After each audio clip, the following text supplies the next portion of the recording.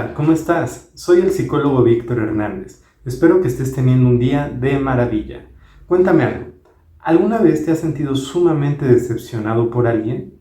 ¿Te has sentido con mucha desesperación tratando de lograr quizá que tu pareja sea más atento, más caballeroso, más amoroso, tratando de conseguir que tu madre sea más equitativa, más comprensiva, o quizá tratando de conseguir que tu jefe sea una persona más justa y de un mayor liderazgo? Bueno, si este es el caso, quizá es que estás siendo víctima de un pensamiento automático que se conoce como etiquetas globales. ¿De qué se trata este pensamiento? ¿Cómo nos afecta? ¿Y cuál es la mejor manera para contrarrestarlo? De todo esto vamos a hablar en este video, así que si esto te interesa, comenzamos.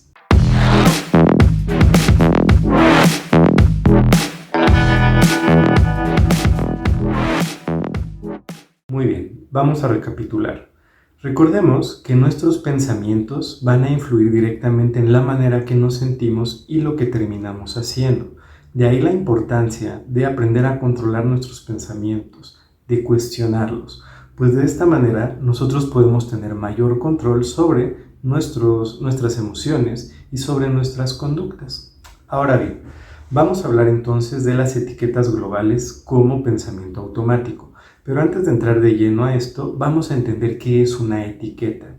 Bien, las etiquetas las usamos todo el tiempo en nuestra vida. Es de lo más cotidiano. Las etiquetas son los nombres que ponemos a las cosas o a las personas.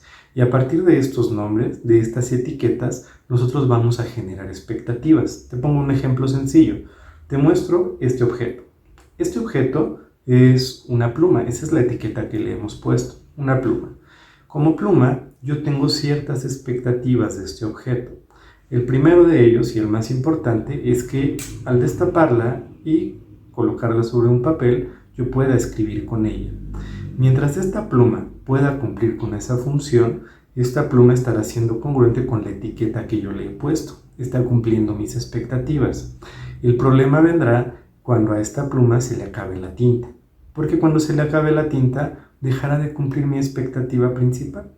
Y entonces, dependiendo del contexto, yo tomaré decisiones. Es decir, si esta fuese una pluma que yo haya comprado en una papelería a un precio muy económico, probablemente cambiaré la etiqueta, se llamará basura y la desecharé.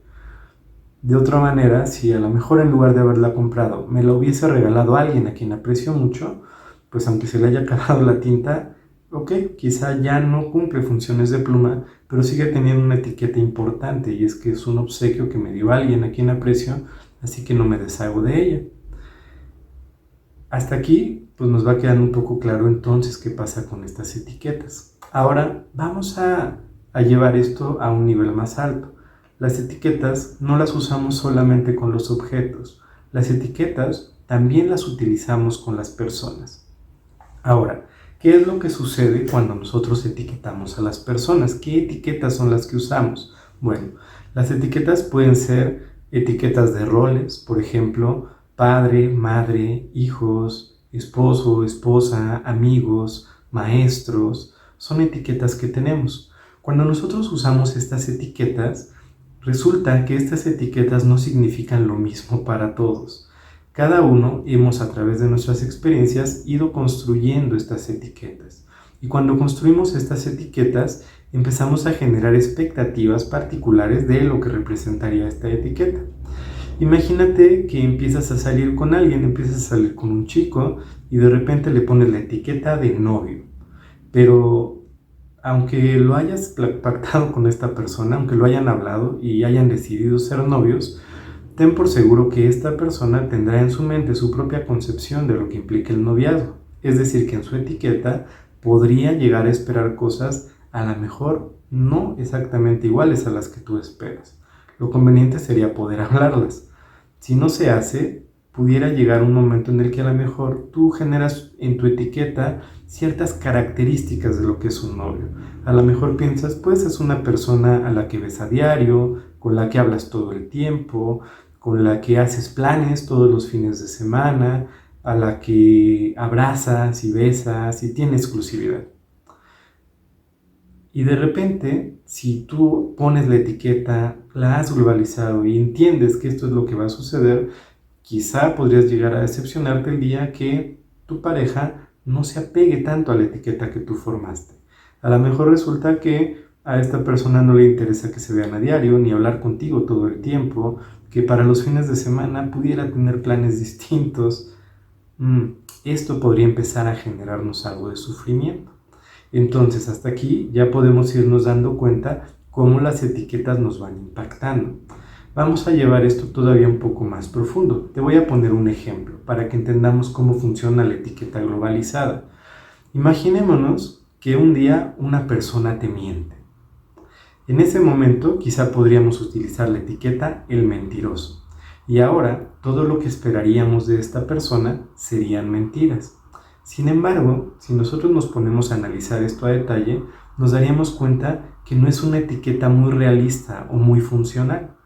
Si lo pensamos bien, seguro que hasta el más mentiroso en algún momento dirá la verdad. Piénsalo, va a pedir comida por Uber, no va a pedir algo que no le guste solo por el placer de mentir. En ese momento, seguro que dice la verdad. Por otro lado, si yo solamente veo mentiras en esta persona, quizá me voy a perder de vista otras características que también podría tener esta persona. Algunas positivas, a lo mejor algunas no tanto, pero características que tendríamos que integrar para entender a la persona de manera completa. Y si seguimos profundizando nos vamos a encontrar con más cosas. Pensemos en esto, en el ejemplo de la mentira. ¿Qué motivó la mentira? ¿Sale? La motivación finalmente también es algo muy importante, es decir, las acciones tienen un contexto. Claro, hay personas que mienten por el gusto de mentir y porque además quieren hacer daño por esto. Hay ciertos perfiles de personalidad que van muy de la mano con este tipo de patrones conductuales. Sí, sí los hay. Pero también hay quienes mienten porque más bien son evasivos, les da miedo afrontar responsabilidades, así que terminan mintiendo, terminan inventándose historias con tal de no afrontar una responsabilidad. Sin embargo, también hay quien miente no porque le dé miedo o porque quiera afectarte, sino porque no le importa, quiere conseguir algo y lo va a hacer aunque tenga que pasar mintiendo por el camino, ¿no? Entonces, no forzosamente me quería afectar, no lo hizo con esa maldad, más bien lo hizo con indiferencia. Pero también hay quien miente por motivos nobles. No sé, pensemos en Schindler, el de la lista de Schindler. Claro, él mintió para salvar muchísimas vidas y no podríamos decir que hizo algo malo a través de esta mentira. Entonces, si te das cuenta, una acción no podría servirnos para definir a una persona, porque esta acción podría tener muchísimas explicaciones dependiendo del contexto. La etiqueta global genera que hagamos eso. Y entonces surgen ideas como, ay, esta persona es grandiosa. ¿Por qué? Pues me saludó. Y entonces como me saludó, de inmediato globalizo y pienso que es una persona fabulosa. El problema es que es una persona y una persona puede tener actos buenos, actos no tan buenos, y el día que me toque uno no tan bueno a lo mejor me llevo una gran decepción. Entonces, ¿qué es lo que vamos a hacer con este pensamiento? Pues lo que vamos a hacer es aterrizarlo y vamos a tratar de entender que en la vida las personas son más que una sola característica. En la vida no hay personas buenas o malas, solo hay personas. Lo mismo pasa con nosotros. Las etiquetas globales a veces nos las colocamos nosotros. La etiqueta global, hasta hay un dicho que la describe. Un día maté a un perro y desde entonces soy el mataperros. Bueno, eso es un ejemplo de etiqueta global. No es funcional. Lo que vamos a hacer entonces, como te decía, es vamos a tratar de abrir el panorama, de ver las características completas, ya sea en los demás o en nosotros mismos, y no nos vamos a reducir a una sola característica. Vamos a vernos en la totalidad de las características. Ahora, si yo tengo etiquetas definidas sobre lo que significan ciertos roles, pues también tendría que considerar algunas cosas. Si es un rol ya establecido, a lo mejor mi padre, mi madre, y yo tengo expectativas altas de lo que implican estas palabras, pues bueno, una cosa es entender que en la idealización así pueden funcionar el padre y la madre y sean personas virtuosas, que no se equivocan, que son amorosas, que son justas, que son equitativas, todo eso maravilloso que a veces podemos llegar a idealizar, pero independientemente de eso yo tendría que ver exactamente cómo son los míos, cómo es mi padre, cómo es mi madre, y a partir de ahí redefinir la etiqueta, es decir, verlo de una manera más realista. Si nosotros hacemos esto, te garantizo, vamos a dejar de sufrir decepciones, vamos a dejar de frustrarnos tanto, vamos a dejar de desesperarnos tratando de cambiar a los demás, los vamos a aprender a aceptar tal como son. Y entonces vamos a sentirnos mucho mejor. Y bueno, ya para finalizar, hablando de etiquetas, no podemos dejar de citar a Lacan. Lacan y su teoría objetal, donde él planteaba que el ser humano observa objetos a su alrededor, ya sean cosas, pero también las personas, son objetos de los que genera expectativas, y de ahí la etiqueta, poniendo etiquetas a cada objeto esperando cosas de ellos. Sin embargo, cuando Lacan hablaba del amor puro, del amor utópico, él decía que este amor consistía justamente en no poner etiquetas. Cuando no ponemos etiquetas no esperamos nada, es decir, solo contemplamos al objeto. Sin embargo, es verdad, este amor es utópico, no es tan funcional en la vida real. En la vida real sí necesitamos colocar etiquetas porque necesitamos tener expectativas, necesitamos saber qué esperar de esos objetos.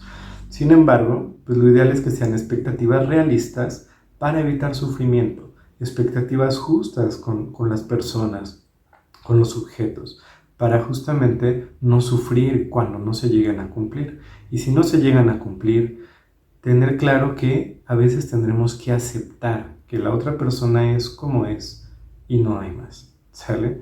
Bueno, pues espero que el contenido de este video haya sido de tu agrado, que te sea de utilidad. Si el contenido de este canal te está gustando, por favor no olvides suscribirte, darle clic a la campanita de notificaciones para que te avise cuando haya un nuevo video y compártelo con más personas a quienes tú creas que este contenido puede serles de utilidad.